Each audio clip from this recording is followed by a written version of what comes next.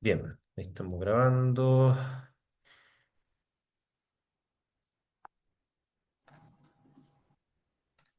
Ok, ahí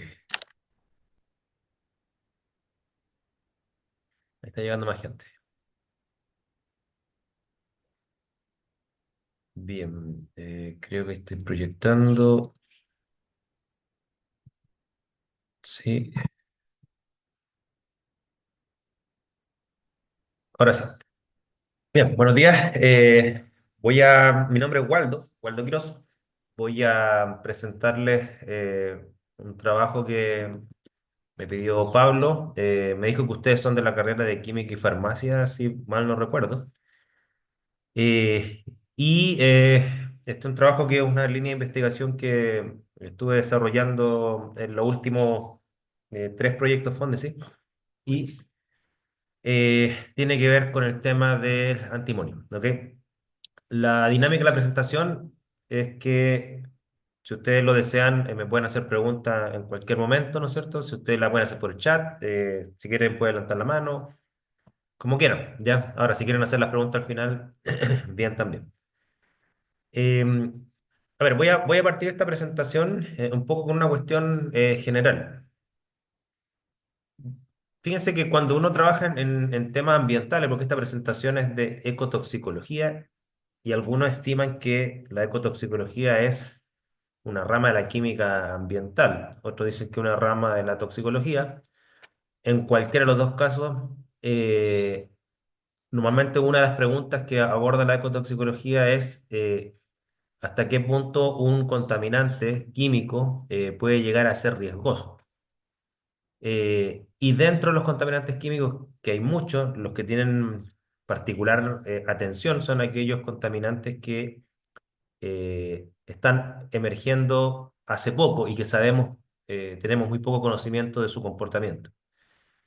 Eh, Piensen ustedes que cada vez que sale un nuevo producto químico al mercado, ese producto químico normalmente tiene usos, tiene beneficios, pero los perjuicios que podría tener es difícil de estipularlo a priori. Normalmente de eso nos vamos dando cuenta en el tiempo. Y lo cual no quiere decir que uno tiene ciertos parámetros en los cuales uno podría a priori tener ciertas sospechas. ¿Me explico? El antimonio es un elemento natural. Y en la tabla periódica, el antimonio se ubica en uno de los grupos, que es el conocido grupo 15, cuyas características son bien especiales. Si ustedes se fijan acá, y se los voy a trabajar lo voy a marcar, para, para que ustedes se guíen un poco con esto. El grupo 15 es todo este grupo que está acá. Lo estoy marcando aquí en rojo. Y este grupo es bien particular. ¿Por qué? Porque el elemento nitrógeno y fósforo son elementos naturales y esenciales en nuestro cuerpo. Y por ende son elementos que tienden a tener mucho más beneficios que perjuicios. De hecho, los necesitamos consumirlos a través del alimento. Sin embargo, ustedes bajan un poco más en la tabla periódica y ahí aparece ya el arsénico, que al menos en humanos y en la mayoría de los seres vivos no solamente no tiene un rol esencial, sino que una de las formas químicas de arsénico es un reconocido cancerígeno clase 1. Entonces, fíjense la gran diferencia que hay entre pasar del fósforo al arsénico.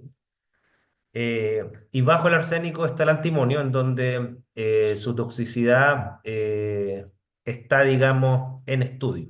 ¿Ok? Es un elemento mucho menos estudiado que el arsénico, y por lo tanto hay ciertas sospechas de que tiene cierto grado de toxicidad para los humanos, y hay otras sospechas que dicen que esas estimaciones son exageradas. En cualquiera de los dos casos, ustedes se darán cuenta, en base a la evidencia que les voy a presentar, se armarán su propio juicio. ¿Ok?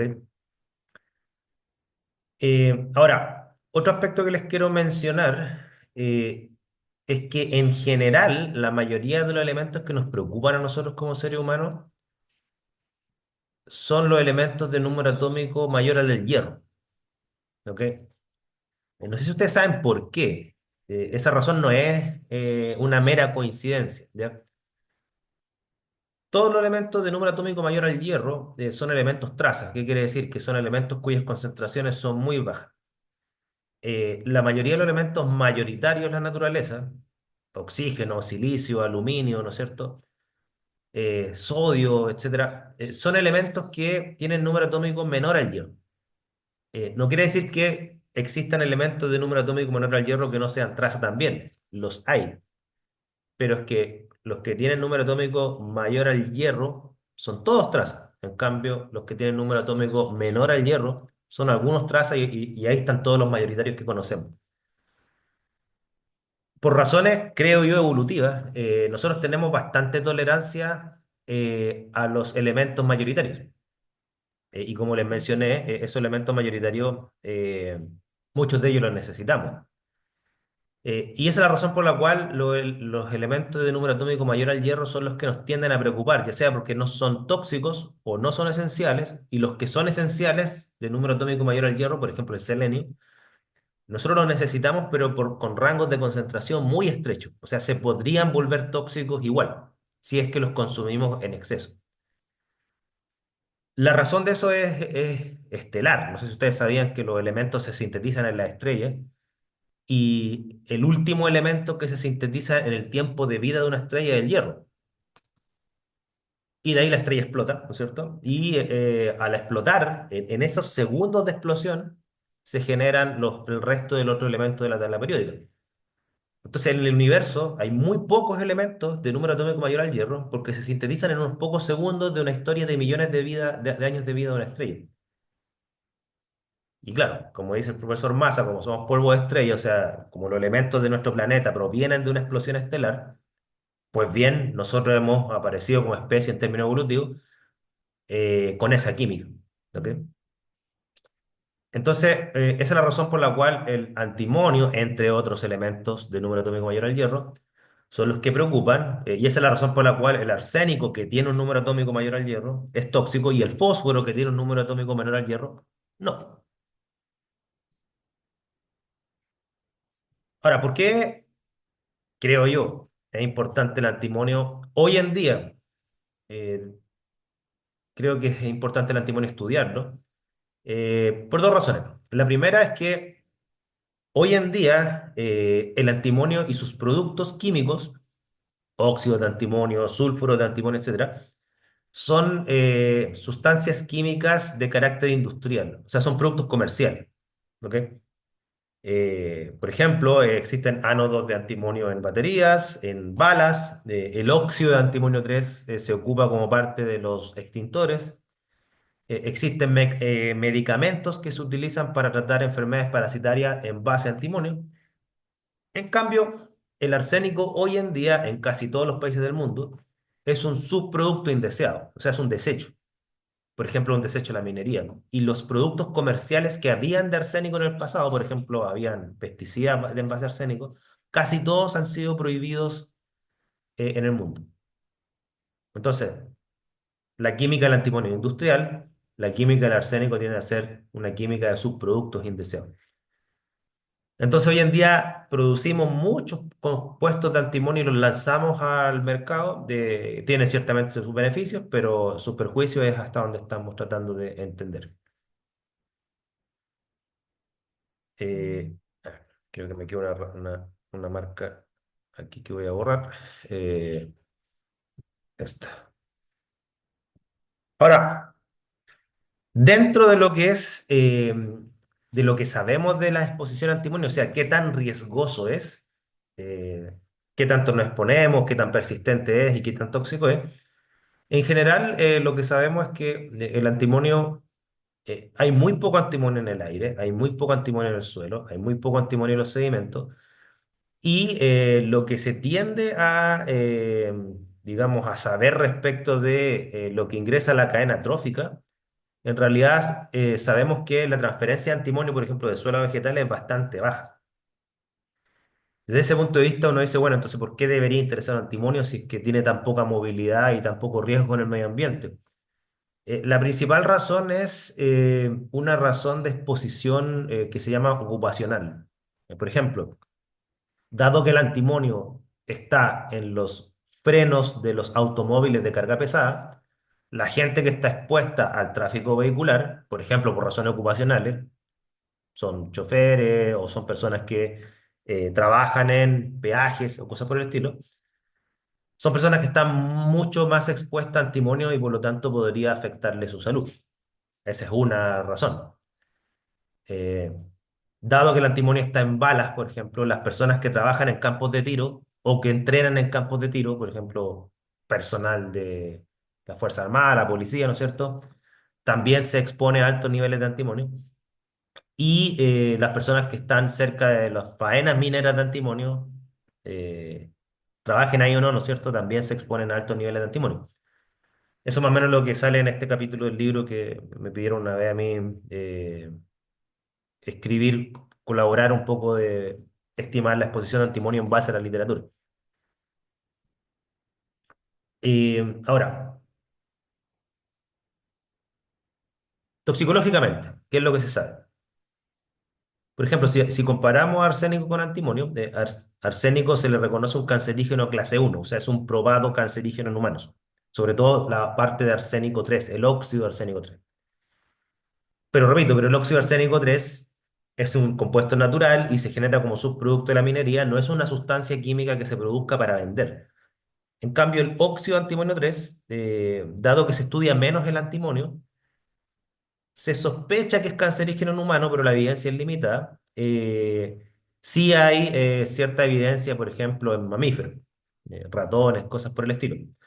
Pero la diferencia del óxido antimonio 3 es que está en sospecha su carcinogenicidad, pero el óxido antimonio 3 se produce en cantidades industriales porque es un producto industrial, es el compuesto que se agrega en los extintores. Entonces, el grado de riesgo hay que medirlo de las dos formas, ¿ok?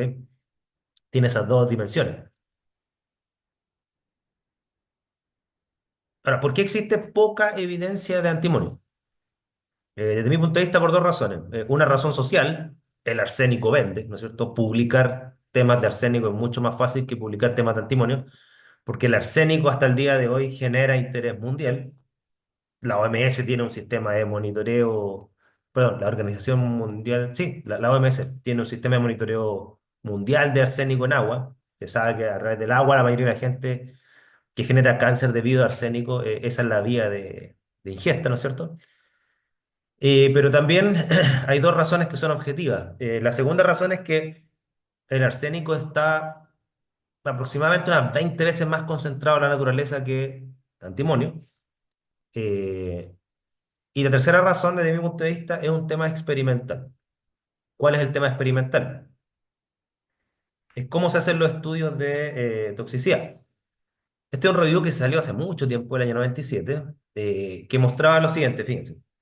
Decía que cada vez que uno hace estudios toxicológicos con antimonio, lo que utilizan las personas, por ejemplo, que trabajan con ratones, con ratas, cosas por el estilo, las sustancias químicas que utilizan para hacer esos estudios de toxicidad, normalmente son sustancias químicas que son equivocadas. Por ejemplo, buscan un compuesto de antimonio 3 y utilizan estos que están marcados en rojo. Uno que se llama el antimonio 3 tartrato, que es un complejo orgánico, ¿ok? Que es muy soluble, muy estable, es barato de comprar. eh, o algunos utilizan cloruro de antimonio 3, que es una sustancia que no es soluble en agua, hay que disolverla en ácido clorhídrico. Y con esos estándares son los que administran a los distintos seres vivos con los cuales hacen las pruebas de toxicidad. El problema está que en la naturaleza el antimonio 3 no está ni como tartrato ni como cloruro, está como óxido. Entonces, los estudios toxicológicos que existen, por el hecho de estar hechos con los estándares equivocados, no han tenido relevancia social y legal. Se objetan. ¿Ok? Ahora la pregunta es por qué utilizan esos estándares y no utilizan óxido antimonio 3. Bueno, el problema es experimental. El óxido antimonio 3 es súper complicado de manejar. Es insoluble, no es estable frente a oxígeno. Entonces, trabajar con ese estándar requiere habilidades que a veces no todos tienen, sobre todo en estos campos que son más biológicos. Y esto se agrava si es que ustedes consideran que, por ejemplo, si yo tomo tartrato de antimonio 3 y lo disuelvo en agua, lo que se genera es este que se llama un complejo. Es una sustancia química que en agua está cargada negativamente. ¿Ok? Por otro lado, El antimonio 3 que se proviene del óxido de antimonio 3 en agua es una especie neutra. Entonces ustedes se podrán imaginar que los efectos biológicos que genera una sustancia aniónica no son los mismos efectos biológicos que genera una sustancia neutra. Por lo tanto, desde ese punto de vista, los estudios de toxicidad están sesgados. No todos, obviamente, pero la mayoría, la mayoría. Y como les mencioné, el tema de tener oxígeno, y el oxígeno es un gas soluble en agua, si yo hago estudio de toxicidad en un medio celular, por ejemplo, que se hace en un medio acuoso con nutrientes, ¿no es cierto? Y esa agua por razones naturales va a tener oxígeno, las chances de que se les oxide el antimonio 3 en el experimento y que ustedes estén midiendo la toxicidad del antimonio 5, que es su producto de oxidación, y no del antimonio 3, ahí ya ustedes van a tener otro problema de sesgo. ¿Ok? Es complicado. Eh, Cuando uno quiere trabajar de forma correcta con estos estudios, lo que se recomienda es desoxigenar el agua. El procedimiento de desoxigenar el agua es bastante simple para los que trabajamos en química, pero para alguien que trabaja a lo mejor en biología no está acostumbrado a esas técnicas y a esas habilidades experimentales. Por ejemplo, hay una captura de una figura de un paper que sacamos que muestra que una simple desoxigenación en agua hace que el antimonio 3 tenga una oxidación muy baja, casi nula, que sería esta línea discontinua que está acá. No sé si están viendo mi puntero hermoso, si no lo voy a ver aquí el láser. Esta es la señal de antimonio 3 en una cromatografía, ¿ok? Cuando uno utiliza un medio de cultivo desoxigenado, la oxidación del antimonio 3, que sería esta es la señal de antimonio 5, es muy, muy baja. Sin embargo, si uno hace ese medio cultivo sin desoxigenar el agua, la cantidad de antimonio 5 que se genera a partir de antimonio 3 es bien considerable, o sea, es casi la mitad del antimonio 3 se oxida. Entonces hay que tener ciertos cuidados. Todo esto es un preámbulo, ya para explicarle por qué se sabe tan poco de antimonio en general. Ahora yo les voy a mostrar algunos resultados que hemos hecho para nosotros tratar de demostrar hasta qué punto antimonio 3 es preocupante y hasta qué punto no. Entonces, de ahora en adelante les voy a mostrar ya resultados de paper. Ya. Obviamente, repito, si tienen preguntas, por favor, las hacen. ¿Qué es lo que hemos hecho? Nosotros seguimos la lógica de la química ambiental. Primero queríamos estimar la pregunta número uno, saber qué tanto antimonio emiten las fuentes potenciales de este elemento. Les recuerdo cuáles son las fuentes potenciales de este elemento. Por ejemplo, los frenos de los vehículos de carga pesada. En este artículo que le estoy mostrando acá, de hace varios años atrás, nosotros simplemente hicimos un monitoreo de antimonio en el material particulado y polvo de carretera.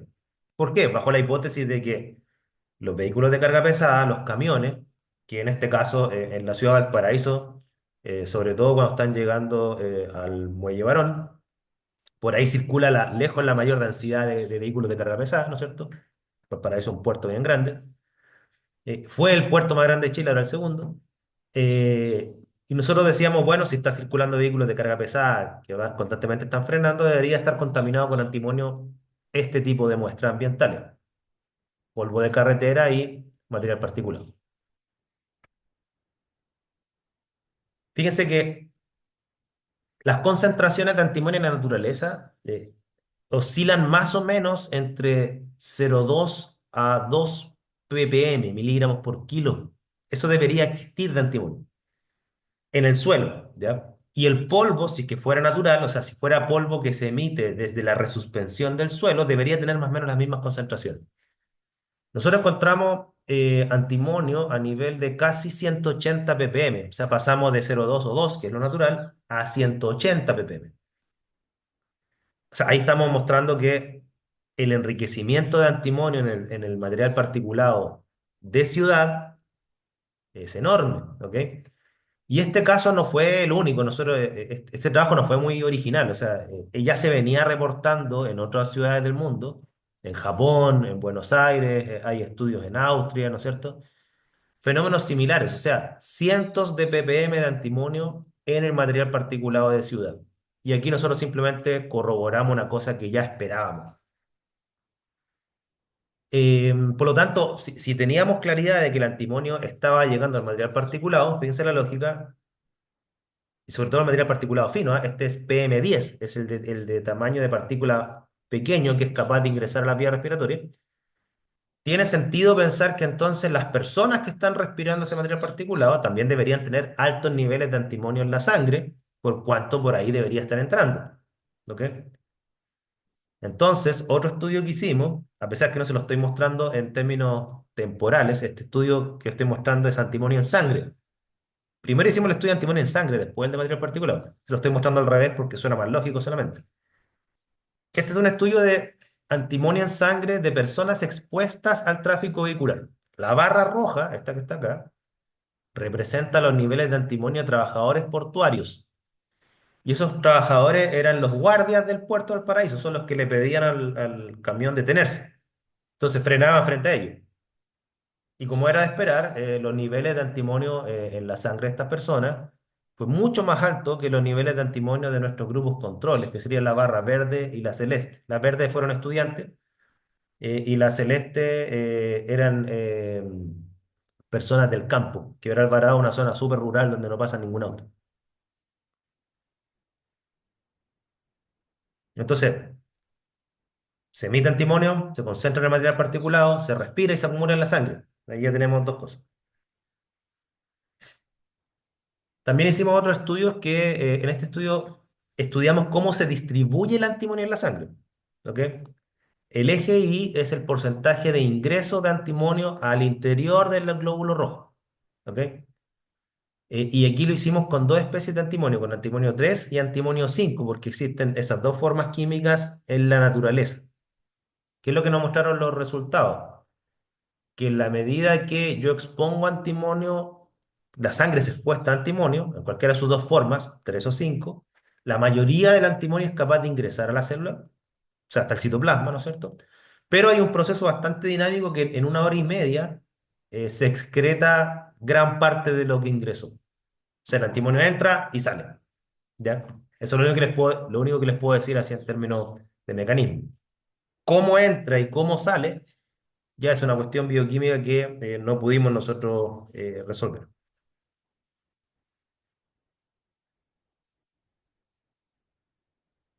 Y lo otro que nos interesaba a nosotros era saber cómo reaccionaba antimonio en la sangre.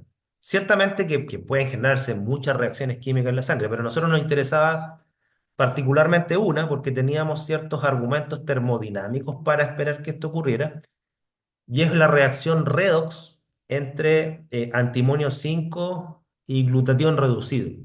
¿Ya? Glutatión, yo no soy experto en bioquímica, pero los que saben más que yo, probablemente ustedes me corregirán, pero tengo entendido que el glutatión es una especie de péptido que es bastante abundante en la sangre y que regula la química redox de la sangre.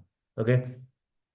Mantiene el sistema en estado con potenciales redox bajos, como todo sistema biológico, entre paréntesis.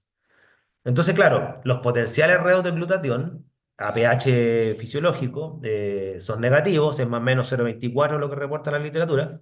Los potenciales redos del antimonio son positivos, son mucho más altos que el glutatión. Entonces, era de esperar que el glutatión reducido reaccionara con el antimonio 5. Eso es lo que nos decía la termodinámica. Y eso es importante porque gran parte del antimonio en la naturaleza es antimonio 5, no es antimonio 3. El antimonio 3 es un producto industrial, se lo recuerdo. En la naturaleza hay más antimonio 5, como 10 a 1 en la relación entre 5 y 3.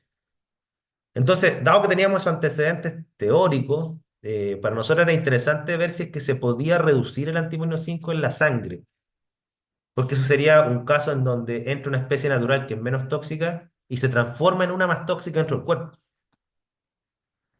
Y bueno, lo que nos mostraron los estudios de reactividad era que efectivamente cuando nosotros le agregamos antímono 5 a la sangre, había una pequeña fracción, tampoco tanto, ¿no es cierto? Una pequeña fracción de antimonio 5 que se transformaba en antimonio 3. Repito, este es un cromatograma, ¿no es cierto? Aquí está la señal de antimonio 5, aquí está la señal de antimonio 3. Nosotros pusimos solamente con antimonio 5 a la sangre y detectamos antimonio 3. Bueno, hay otros resultados que... Ah, esto también. Y claro, Y además de reducirse el antimonio 5 antimonio 3 genera un desequilibrio entre glutatión reducido y glutatión oxidado enorme. O sea, la razón entre glutatión reducido y oxidado es alta antes de la exposición y después de la exposición se desequilibra enormemente. Es decir, el sistema se vuelve más oxidante, si queremos decirlo, o decirlo en un término simple, ¿ya? Por lo tanto, ahí tenemos ya otra evidencia. O sea, el antimonio se acumula, se respira, se acumula en el aire, material particulado, se respira y entra en la sangre. Y dentro de la sangre reacciona. ¿Ok? Tenemos tres antecedentes. También nos interesaba saber por dónde ingresa, ¿ya? A la célula.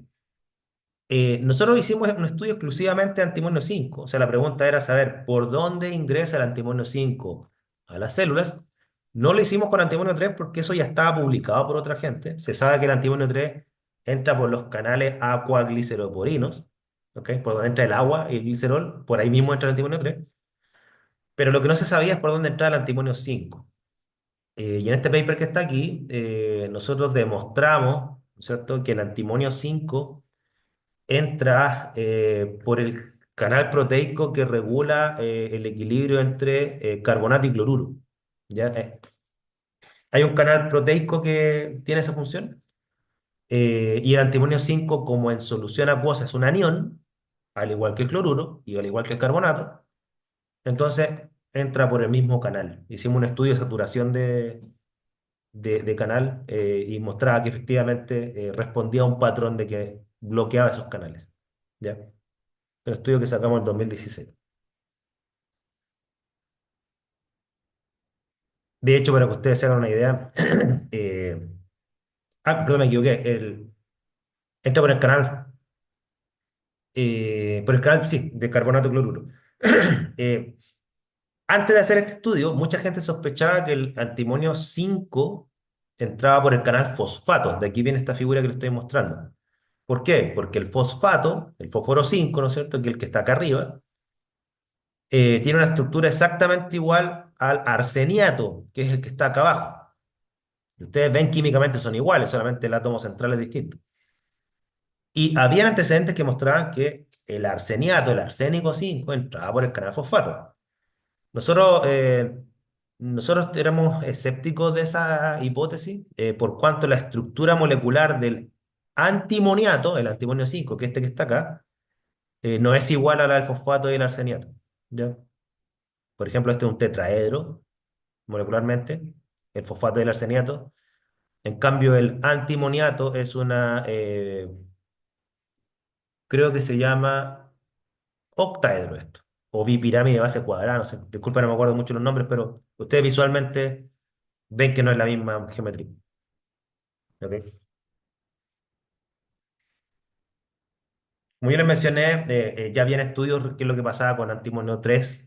El antimonio 3 entraba por el canal acuaporino, igual por donde entra el arsénico 3, porque ahí sí la estructura molecular en términos geométricos es la misma, una pirámide de base triangular. Ahí no había duda al respecto, nosotros no hicimos nada. Una vez hecho todos estos estudios, también empezamos a evaluar si es que había exposición a antimonio por otras vías, por ejemplo, no solamente por tráfico vehicular, sino que por personas expuestas a faenas mineras. El antimonio forma parte del mismo grupo minero del cobre y el antimonio, y el cobre y el arsénico, perdón. O sea, cobre, arsénico, antimonio y plomo son cuatro elementos que se asocian a la minería metálica, particularmente la minería del cobre. ¿Por qué? Porque los óxidos de cobre están junto con óxidos de arsénico y plomo, y los sulfuros de cobre están junto con los sulfuros de arsénico, plomo y antimonio. Entonces, nosotros, ¿qué es lo que hicimos aquí en este artículo? Evaluamos la presencia de antimonio en trabajadores de faenas mineras. En la quinta región está el archiconocido y lamentable caso de Puchuncaví Ventana, donde hasta hace muy poco estaba Codelco Enami, que estuvo ejerciendo sus funciones industriales por décadas, desde los años 60. Esa industria, entre otras, pero principalmente esa industria tenía y sigue teniendo archicontaminado este sector, contaminación atmosférica y de suelos por metal, etcétera. Y nosotros empezamos a evaluar qué tanto antimonio tenían los trabajadores de esas faenas mineras. ¿Por qué nos interesaba saber eso? Porque también existía cierta sospecha que, al igual que en el caso del arsénico, que la presencia de este elemento podría generar daño renal. El daño renal que genera arsénico ya está archi demostrado, pero el daño renal que podría generar antimonio, eso no, eso está a nivel de hipótesis. Hipotéticamente, una persona que no está expuesta a contaminación con antimonio debería tener niveles de antimonio en orina indetectables para casi todos los métodos analíticos. ¿Ok? Para hacer el cuento corto, nosotros hicimos un monitoreo de como 12 personas y en la mitad encontramos niveles bastante altos de antimonio, 6 microgramos por litro en promedio, algunos tenían 10, 12, cosa que es bastante alto. Los niveles de antimonio en agua, naturalmente, están bajo un microgramo por litro. Entonces nosotros teníamos ciertas bases para decir que dado que habíamos encontrado antimonio en la orina de trabajadores mineros, queríamos saber qué daño generaba o qué potencial daño podía generar en el tejido renal. Para eso se hicieron varios estudios, este es uno de ellos. Yo no soy de esta área, pero aquí colaboramos con colegas que son expertos en este tema. Este es un estudio que evalúa cómo las células renales pierden cohesión y cómo estas células renales se alargan o se acortan en función de la exposición a antimonio. Por ejemplo, lo que está aquí a la izquierda son células en un tejido renal no expuestas, las células control, ustedes ven que están cohesionadas como todas células en un tejido y además tienen una forma redondeada, pero en la medida que se exponen a niveles de antimonio más altos, estamos hablando siempre de microgramos por litro, que es lo que encontramos más o menos en la gente expuesta, empiezan a alargarse, a perder cohesión, e incluso ya llega un punto en donde revientan, ¿ya? Eh, Les recuerdo que encontramos más o menos 6 microgramos por litro a 10 en las trabajadoras expuestas. Este efecto de alargamiento lo encontramos en 30, o sea, un poco más alto, pero tampoco mucho más alto de lo que encontramos en los trabajadores, ¿ya? Y para que ustedes se hagan una idea, cuando uno compara ese mismo efecto con arsénico, claro, con arsénico 3 ya se ve ese efecto a 10 microgramos por litro. O sea, estos estudios nos muestran que con antimonio se genera un efecto, con arsénico se genera el mismo efecto, pero con antimonio se genera más o menos a 3 veces más alta en concentración y con arsénico 3 veces más baja. Entonces, claramente el arsénico, ambos generan daño renal, pero el daño renal de arsénico es mayor. Sí, eso no cabe duda. Pero el antimonio no es inocuo, el antimonio 3. Y bueno, para ir en las últimas días, ¿no es cierto? También estudiamos el efecto que tiene el antimonio sobre la movilidad de las proteínas. Este es un fenómeno que a los bioquímicos les interesa mucho, que cuando pierden movilidad las proteínas genera un desastre celular, así me lo han dicho ellos. Y en este estudio, fíjense, se muestra lo siguiente, lo que ustedes ven acá arriba son células renales que tienen proteínas fluorescentes, ¿ok? O sea, por eso se ven verdes. Eh, lo que ustedes tienen en el eje Y, en este gráfico, es lo que se llama fluorescencia normalizada. ¿Qué quiere decir? Se mide la fluorescencia en un punto, este sería este punto que está marcado en blanco, y en ese punto se le hace impactar un láser. ¿Para qué? Porque cuando se hace impactar el láser, la proteína deja de florecer en esa zona, y si las proteínas son móviles, el resto de las proteínas van a ocupar esa zona impactada por difusión y la fluorescencia se debería recuperar. No sé si me captan la idea. Apago las proteínas en una zona y por difusión, por concentración, esa fluorescencia debería recuperarse. Esa es como la hipótesis que hay detrás. Entonces, tengo un segundo que tengo un poco de alergia. ¿Qué es lo que muestra este gráfico? Muestra que si yo expongo las células renales con proteína fluorescente a antimonio 3, pasa que la fluorescencia que baja cuando impacta el láser prácticamente no se recupera. ¿Ok? Eh, pero cuando yo expongo las células a antimonio 5, esa fluorescencia sí se recupera casi toda, que sería la línea negra y la línea ploma. ¿Cuál es la conclusión de eso? que el antimonio 3 sí afecta mucho la movilidad de las proteínas porque la fluorescencia no se recupera, pero el antimonio 5 prácticamente nada. A la derecha está el caso del arsénico. Pasa una cosa parecida. Si ponemos células arsénico 3, la fluorescencia que se apaga no se recupera. En el caso arsénico 5 tampoco se recupera, ¿no es cierto? Por lo tanto, podemos decir que el antimonio 3 genera un efecto muy parecido al arsénico 3 respecto de la movilidad de las proteínas. O sea, hay una interacción entre antimonio 3 y las proteínas, que las vuelve menos móviles. Y eso es importante porque muchas proteínas son catalizadores de procesos bioquímicos. Y lo que está descrito en el caso del arsénico es que, dado que el arsénico afecta a las proteínas, tiende a bloquear procesos catabolizados por proteínas que son importantes. Y por eso se le asocia a veces cierto grado de toxicidad, incluso carcinogenicidad. ¿Qué tipo de interacción tienen? El arsénico y el antimonio, para irlos comparando. Nosotros no estudiamos el arsénico en este caso, en el caso de esta pregunta, porque ya habían muchos estudios de la interacción de arsénico con proteínas. Y la conclusión es clarísima, y lo dice el título de este review. El arsénico se enlaza covalentemente con proteínas a través del grupo sulfidrilo. Fin. Nosotros queríamos saber si es que el antimonio pasaba lo mismo. Nosotros hicimos estudios para ver si es que el antimonio hipotéticamente generaba esa misma interacción. Hicimos un estudio cromatográfico, o sea, hicimos un cultivo con proteína y antimonio 3, esperando ver en un cromatograma que el pico cromatográfico de la proteína, que sería la línea roja, se superpusiera al pico cromatográfico del antimonio, querría decir que están enlazados, y eso no ocurrió. Si ustedes ven, la señal del antimonio está separada de la señal de la proteína. O sea, no había un enlace entre ambas. Tuvimos que ocupar técnicas no cromatográficas para ver que la señal de la proteína, que en este caso es la línea más café, se superpone en parte con la señal del antimonio. Eh, Esta técnica es una técnica no cromatográfica que permite ver cuando no hay interacciones covalentes, pero cuando hay interacciones débiles, ¿no es cierto? Ahí ese agregado no se destruye, la cromatografía lo destruye. Y mostramos que hay una interacción de antimonio 3 con las proteínas, pero es lábil, o sea, el antimonio literalmente toca la proteína y se va. Esa es la conclusión que llegamos. Entonces la interacción es lábil, ¿ok? Eso lo publicamos en el 2015, creo que este artículo. Y esa interacción, siendo lábil, igual genera lo que se llama cambios conformacionales. Este gráfico, ¿qué es? Este dicroísmo circular. Es una técnica que también está basada un poco en fluorescencia, pero muestra que cuando yo expongo a antimonio 3 una proteína llamada BSA, que sería la línea negra, ¿ok?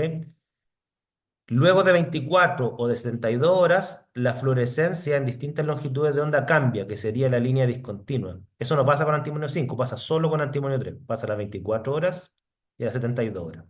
Los que son expertos en dicroismo circular saben que afectar la fluorescencia en esa longitud de onda se debe a que los cambios conformacionales que tienen las proteínas, esos cambios como orgánicos que tienen las proteínas, son afectados por esta sustancia química. ¿Ok? Entonces el antimonio 3 interactúa, cambios conformacionales, le baja la movilidad, pierde cohesión en la célula, etcétera. Y, eh, y además, bueno, voy a cortar esto un poquito porque ya estamos llegando a la hora. Ustedes me dijeron que era las 9:40, hasta las 9:40 me dijeron, ¿no es cierto? Sí, Ya, tenemos harto tiempo, pero voy a dejar tiempo para las preguntas también. Eh, y la otra pregunta que nos hicimos, que tiene que ver con este artículo, queríamos ver si es que afectaba el sistema inmune de alguna forma, ¿ya? ¿Por qué? Porque los estudios que asocian arsénico con carcinogenicidad también van por el lado del sistema inmune y queríamos ver si es que en el caso antimonio se repetía el mismo patrón. ¿Qué fue lo primero que vimos en este artículo? Queríamos ver la reactividad de antimonio en células del sistema inmune, macrófagos.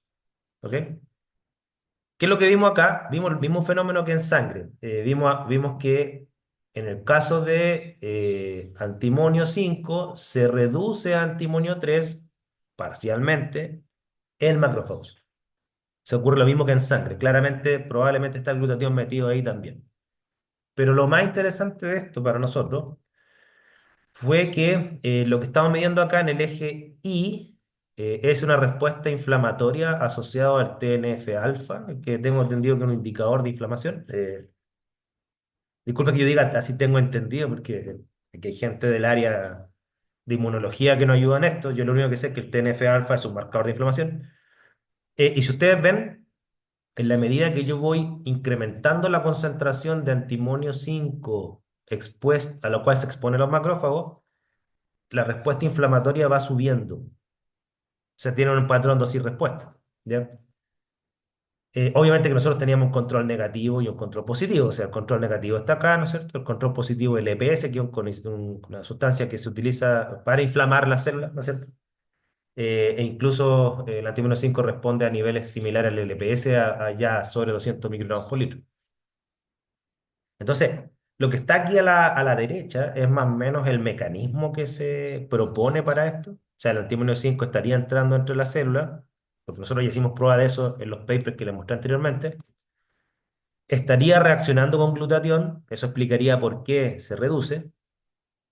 Y este desajuste redox debería estar generando DAMPs, que son los factores asociados al daño, que generaría una respuesta inflamatoria en última instancia, y también debería estar incrementando los radicales ROS, ¿no es cierto? En este paper hicieron un estudio de ROS y demostraron efectivamente que también aumentaba esa respuesta, ¿ya?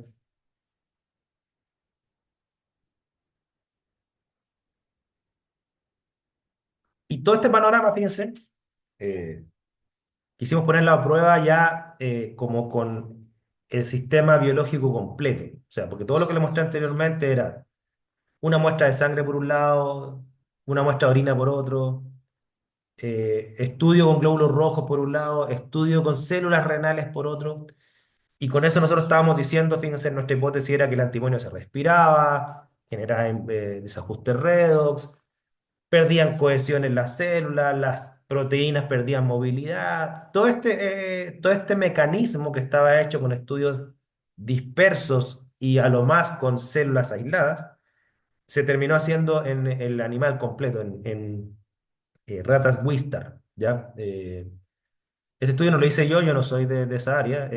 Hicimos una codirección de una tesis doctoral bueno, aquí sale Nicole Roldán, que ella fue mi estudiante de doctorado, ahora ya egresó obviamente y tiene su trabajo en la Universidad del Paraíso, y lo hizo allá en Japón, donde ahí había un estudio, un laboratorio toxicológico que está acostumbrado a hacer este tipo de estudios y tienen todas las autorizaciones bioéticas respectivas. ¿Qué es lo que se hizo en este estudio? Se expuso estas ratas experimentales a antimonio 5, antimonio 3 y como comparación a arsénico 5 y arsénico 3. ¿Cómo se expuso? A través de inyecciones intraperitoneales. ¿Y a qué concentraciones? Más o menos a las concentraciones que habíamos encontrado nosotros en los estudios previos en seres humanos y sangre. O sea, estamos hablando de niveles de microgramos por litro. ¿Ok?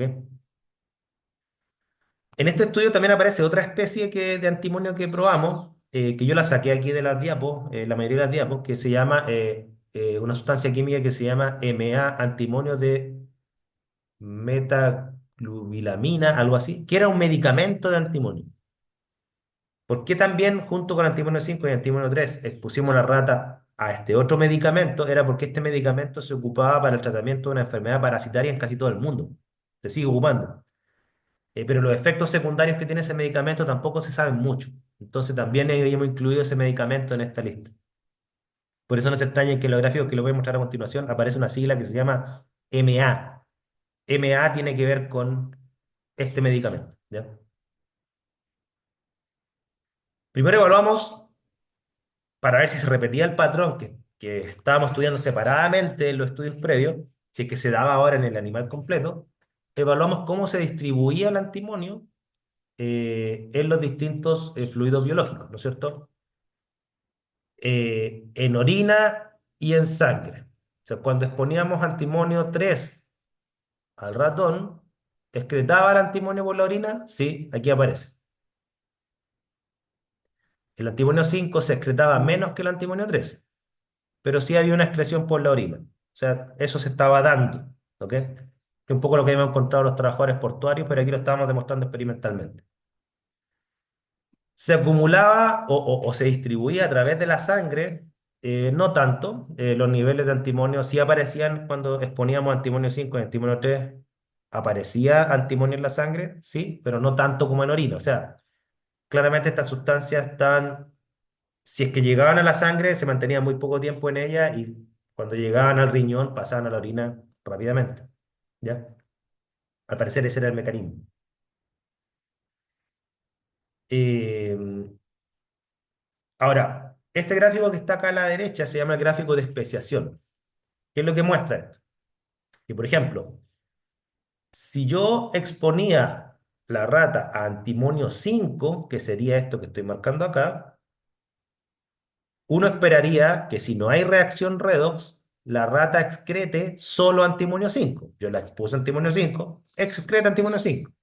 Pero ¿qué es lo que pasaba? Se exponía a antimonio 5 y la rata a través de la orina excretaba tanto antimonio 5 como antimonio 3. O sea, había una biorreducción en el animal. Y este era el primer reporte que había en la literatura que demostraba la reducción in vivo de antimonio. ¿Ok? Por eso este paper salió bien rápido para nosotros. En el caso de antimonio 3, cuando uno exponía la rata a antimonio 3, también se veía antimonio 5. O sea, hay como una especie de equilibrio redox que si yo pongo una especie de antimonio, siempre se va a repartir entre esas dos especies redox. Para nosotros eso era súper interesante. El otro resultado interesante que vimos es que cuando exponíamos el animal a antimonio 5 se tendía a acumular en el hígado el antimonio. En cambio, cuando lo exponíamos a antimonio 3 no se acumulaba en el hígado. Ese para nosotros es un resultado bien interesante porque el antimonio 5 al parecer, eh, algo genera en el hígado que se acumula ahí, y no hay reportes que digan que el antimonio 5 genera daño hepático, por ejemplo. Entonces, quizás esto abre una ventana de que a lo mejor el antimonio 5 es tóxico por esta vía, por la vía hepática, no por la vía renal. ¿Ya?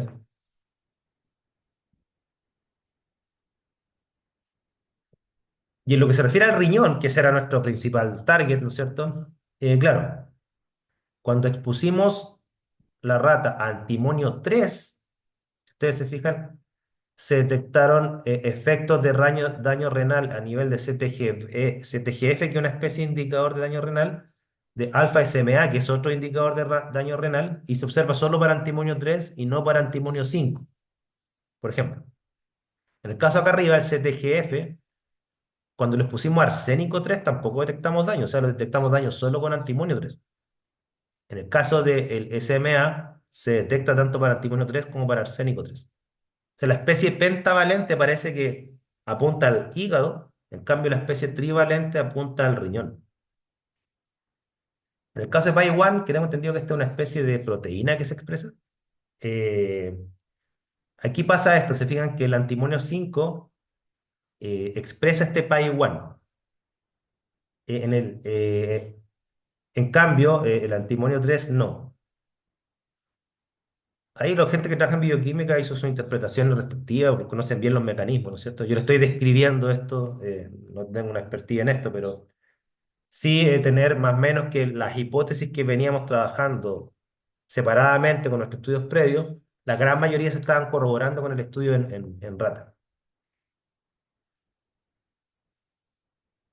Entonces, claro, las conclusiones de este trabajo, parciales ciertamente, o sea, no está todo zanjado, es que por un lado el antimonio 5 se reduce a antimonio 3 en orina, sangre y macrófagos, o sea, es redox activo antimonio 5.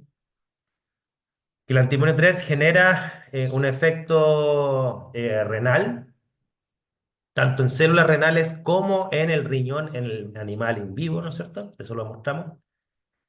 Que hay una interacción lábil entre antimonio 3 con proteína y que genera cambios conformacionales y todo este panorama genera daño renal. Y la otra conclusión, que para mí no es una conclusión, es como un resultado preliminar, y al parecer el antimonio 5 iría a afectar el hígado, pero no tenemos estudios de qué tipo de daño generaría en el hígado. Eso no, todavía no. ¿Ok? Y claro, para ser justo, ¿no es cierto? Todo esto que le estoy presentando, si bien es cierto, es mi línea de investigación de la cual yo fui responsable de los últimos tres proyectos Fondesit. Obviamente que no lo hacemos solo, yo no, yo soy químico industrial, soy químico ambiental, pero por ejemplo trabajamos con Alexis González, que es un profe de bioquímica que es experto en la biología del riñón. Marcelo y Nicole fueron mis estudiantes de doctorado, ahora son académicos ya en sus respectivas universidades, ¿no es cierto? Y casi todos los resultados que les presenté aquí pertenecen a las tesis doctorales de ellos. Manuel es mi colega en el Laboratorio de Química Analítica Ambiental, él también colabora en estas investigaciones y también tenemos colaboradores internacionales. O sea, Frédéric Fresard, que él es un francés que hizo su carrera en Brasil, él es experto en la bioquímica del antimonio, particularmente los medicamentos de antimonio, que nos colaboró mucho en esto. Jorge Ruiz, que es un colega de España en la Universidad de Oviedo, para mí uno de los mejores químicos analíticos del mundo. Él fue el que nos recibió a Marcelo en la Universidad de Oviedo para hacer los estudios no cromatográficos para ver las interacciones con proteínas. Él tiene este aparato de AF4, esa técnica no cromatográfica, que muy poca gente en el mundo la domina. Y él es Yatsumitsu Ogra, que es de la Universidad de Chiba, Japón. Él es experto en ecotoxicología. Y él recibió en Japón tanto a Marcelo como a Nicole para hacer estudios toxicológicos. Así que esa es un poco el panorama. ¿Ya? Y para cumplir con lo que dice el gobierno, agradecimiento a los fondos estatales que llevaron a cabo esta investigación. Aquí puse un código proyecto que fue el último de antimonio que tuve, pero hay dos más previos que debía haber puesto. Eso. Chicos, consultas, comentarios. Déjenme parar la presentación. Consultas, comentarios. Yo, profe, tenía una consulta. Sí, sí. Eh, Cuando mencionó sobre el asunto de acumulación en hígado, mencionó de que no hay evidencia no hay evidencia de que haya daño renal, ¿cierto? Pero es Daño hepático, no, daño no, hepático, sí. claro. Pero es porque simplemente no hay estudios o se ha investigado y no se han concretado resultados. No, es simplemente porque no hay estudios que, como yo les mencionaba, o sea, no hay estudios hasta la época en que presenté esto. Quizás no he leído la literatura en los últimos 2 años de este tema.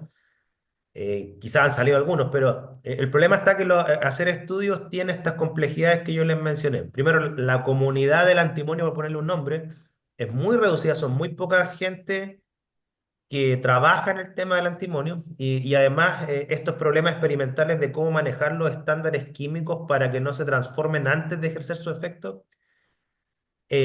Claro, esa cuestión hace que muy poca gente de este grupo, que ya es pequeño, el subgrupo de personas que hacen estudios biológicos con sustancias de antimonio es aún menor, ¿ya? Y si además llevamos esto a que ya trabajar con ratones por los temas bioéticos lo hace aún más complicado, claro, ahí tú tienes la explicación de por qué no hay estudios. No es que hay estudios que hayan concluido que genera, no, no, es que no hay estudios. Ah, ya, perfecto, profe. Gracias. Me hicieron una pregunta por el chat. Ah, sí, me preguntan por el tema del ROS. Mira, claro, efectivamente, eh, este indicador de la sustancia radicalaria, mira, hasta donde lo entiendo yo, lo hacen desde dos puntos de vista. A veces utilizan estos kits bioquímicos que cuando se dispara la actividad radicalaria, afecta la absorbancia o la fluorescencia de una sustancia química y eso lo van midiendo en el tiempo y ahí van estudiando el ROS como efecto. O sea, el ROS es la expresión de especie radicalaria, o sea, cuando una especie es oxidante, tiende a dispararse lo que se llama la especie radicalaria de oxígeno. ¿Ya? Para que ustedes se hagan una idea, si es que no conocen el término, eh, la especie radicalaria de oxígeno se le llama radicalaria porque son especies como intermedias que tienen un tiempo de existencia súper corto, por cuanto son súper inestables. O sea, un radical es súper inestable, es súper reactivo. ¿Ya?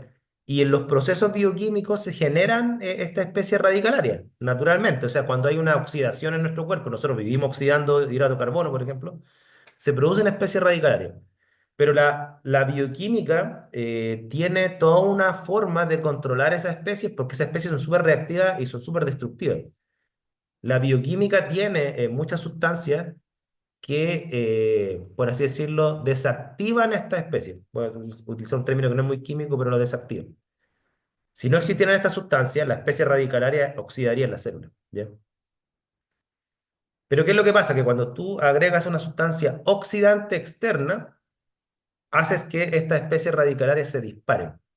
Ya sea porque agregaste una sustancia oxidante externa o por el contrario, agregaste una sustancia química que afectó a las sustancias biológicas que controlan a los radicales. En cualquiera de los dos casos, los ROS se van a disparar. Y el ROS es fácil medirlo porque, como yo les decía, genera muchos efectos sobre sustancias químicas que fluorescen, por ejemplo. De hecho, las fotos que hay de ROS son fotos que, por ejemplo, que muestran cómo algunas proteínas que fluorescen se comienzan a incrementar su color de fluorescencia debido a la presencia de ROS. ¿Ya? Entonces, un parámetro muy común que se mide en bioquímica para evaluar algún desequilibrio bioquímico que dispara la oxidación celular. ¿Ya? No sé si respondo del todo tu pregunta. ¿Ya? Pero los ROS son súper dañinos. Súper dañinos. No, usted tiene que pensar que biológicamente, en términos, si yo entiendo la biología desde la química, no digo que lo voy a reducir a la química, estoy diciendo entenderla desde la química, claro, la biología es una batalla entre la oxidación y la reducción, ¿ya? Nosotros somos sustancias súper reducidas, tenemos hidrato de carbono, el carbono está reducido, es carbono -2. Y para producir la energía que necesitamos, nosotros oxidamos el hidrato de carbono, lo transformamos a dióxido de carbono, carbono 4. Entonces, para mantenernos vivos tenemos que estar reducidos, pero para tener energía necesitamos oxidarnos en parte. ¿Ok? Entonces, claro, nosotros consumimos alimentos para mantenernos en estado reducido. ¿Ya? Eh, claro, si un ser vivo muere, químicamente se va a oxidar, irreversiblemente, por así decirlo. ¿Ya? Más preguntas, por favor. Yo tengo una. ¿Sí? Es con respecto como a la eliminación del antimonio. Ujú. Igual como usted estaba hablando con el tema del glutatión, o sea, obviamente no se puede metabolizar porque es un metal, pero ¿hay alguna posibilidad de que se excrete por otra vía que no sea la orina? Por ejemplo, si se está hablando como del glutatión, podría excretarse por otra vía.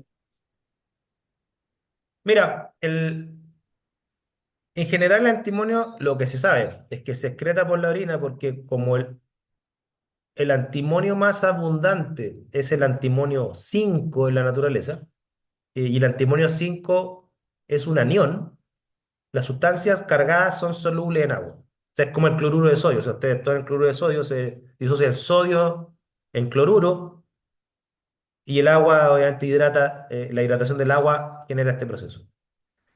Cualquier sustancia cargada se va a rodear de agua y por lo tanto es más probable que se excrete por la orina, ¿ya? Eh, Respecto a la metabolización, claro, o sea, una cosa es que un elemento no se destruya, estoy de acuerdo contigo, ¿no es cierto? Y otra cosa es que no se metabolice en el sentido de que cuando uno habla de metabolización en elementos, uno habla que el elemento, el sistema biológico transforma en elemento, no lo destruye, ¿sí? Pero lo transforma. Eh, claro, si uno compara, el arsénico está demostrado que se metaboliza, por ejemplo, la mayoría de las células tienden a metilarlo, le pegan metilos, ¿ya? Sustancias metiladas de antimonio, al menos en mamíferos, que yo sepa, no se han reportado. Se han detectado sustancias metiladas de antimonio en algunos hongos, ¿ya? Desde ese punto de vista, respondiendo a tu pregunta, claro, los resultados nuestros muestran que tú excretas el antimonio por la orina, pero tanto el antimonio 5 como el antimonio 3, ambos, ¿ya? Eh, ¿Por qué se excreta el antimonio 3 si el antimonio 3, a diferencia del antimonio 5, no es soluble? No debería excretarse por la orina. ¿Ok? Y aquí ya voy a lanzar una hipótesis, ¿ya? Yo creo que es porque, como también demostramos, el cuerpo humano, cuando tú le entregas antimonio 3, o sea, el cuerpo un mamífero, en este caso la rata, cuando tú le entregas antimonio 3, también se oxida parte a antimonio 5. Entonces, yo soy de la hipótesis que el antimonio 3 se excreta por la orina como antimonio 5. No creo que se excrete como antimonio 3 porque no es soluble en agua, ¿ya? Ahora, ¿existen otras formas de excretar lo que era tu pregunta? Eh, que yo sepa, no hay estudios, por ejemplo, en excremento o en pelo, ¿ya? Que serían otras formas de excretarlo o a través de la uña. Eh, pero sin negarme a que la evidencia me contradiga, obviamente, yo no creo que se excrete, por ejemplo, por el pelo o por la uña, porque para que eso ocurra, tendría que enlazarse covalentemente a las proteínas del pelo y la uña. Y nuestros estudios muestran que el antimonio 3 no se enlaza covalentemente a las proteínas, al menos las proteínas que nosotros probamos. Hay un problema termodinámico ahí. El enlace no es estable. ¿Ok? Entonces yo por eso, que yo sepa, no hay estudio y soy escéptico que existan otras vías de excreción más allá de la orina, honestamente. Vale, gracias.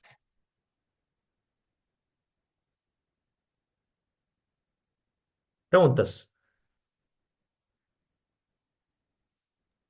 Profe, disculpe, ¿Sí? se menciona que existe acumulación en las zonas portuarias. Entonces, ¿podrían las concentraciones de antimonio ser relevantes en ambiente acuático? Por ejemplo, acá en Antofagasta, que tenemos zona portuaria y minería, ¿podríamos estar comiendo Sí. peces con antimonio 3? Mm. Ah, sí, sí, mira. Yo a ver, voy a devolverme un poco a, si quieren se los mando esto. Esa pregunta nosotros la intentamos responder a la luz de la evidencia, que también es limitada, ¿no es cierto? En el capítulo de este libro. ¿Ya? Este es un libro que, a ver, la editora del libro, Montserrat Filella, es una de las tipas que más ha estudiado antimonio y el medio ambiente en el mundo. ¿Ya? Escribió un último libro relacionado con antimonio. Nos pidió a varios que le hiciéramos cargo de un capítulo. ¿Ya?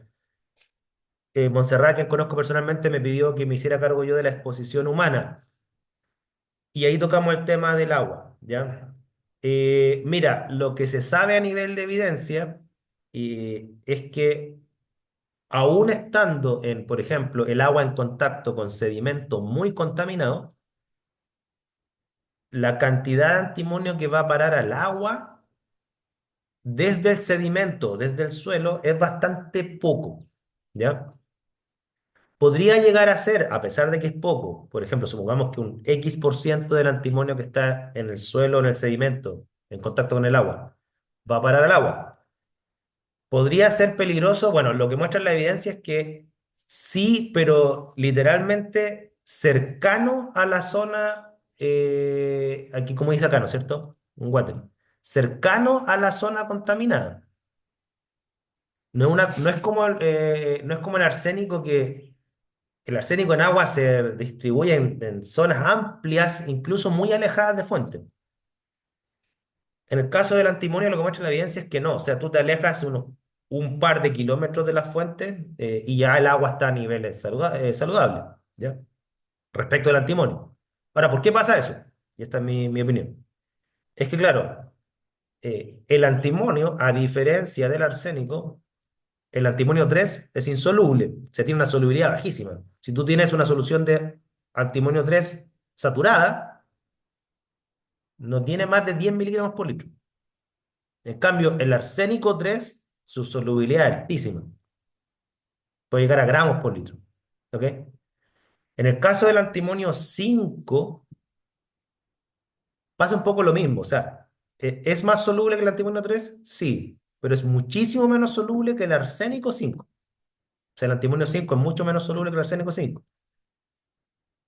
Entonces, claro, dicho de otra forma, casi todo el antimonio que llega a un ecosistema acuático precipita. Eso es lo que te dice la termodinámica. ¿Ya?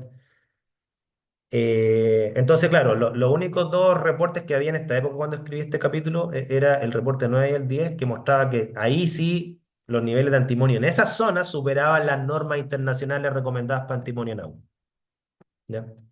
Pero en casi ningún otro lugar. Entonces, yo soy de la hipótesis que la vía trófica, es decir, que una especie química entre al agua y del agua a los vegetales y los vegetales a los herbívoros y los herbívoros a los carnívoros, que la vía trófica en el caso antimonio es súper poco probable que ocurra a niveles preocupantes. Por eso la mayoría de la gente que se intoxica con antimonio son por razones ocupacionales, por respirarlo, más que por comerlo. ¿Ya?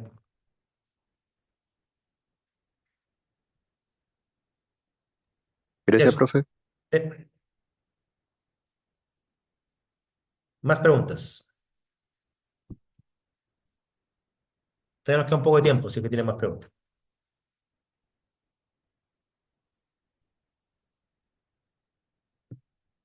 ¿No? Bien. Súper, bueno, ya llevamos 1 hora 5, así que ya para no aburrirlos más, ¿no es cierto? Quedamos en eso. Gracias por su atención. Voy a mandarle el enlace del video a Pablo para que lo ponga en el aula y no sé si ustedes lo van a evaluar con esto o no, pero si es que lo llegaran a evaluar, ¿no es cierto? Ahí van a poder repasar eh, el video, ¿ya? Espero que les haya servido y bueno, cualquier otra cosa en una de esas nos vemos por ahí. Eso. Saludos. Chao, que estén bien. Nos vemos. Ya, Chao, profe, profe. Ya, gracias. profe, gracias.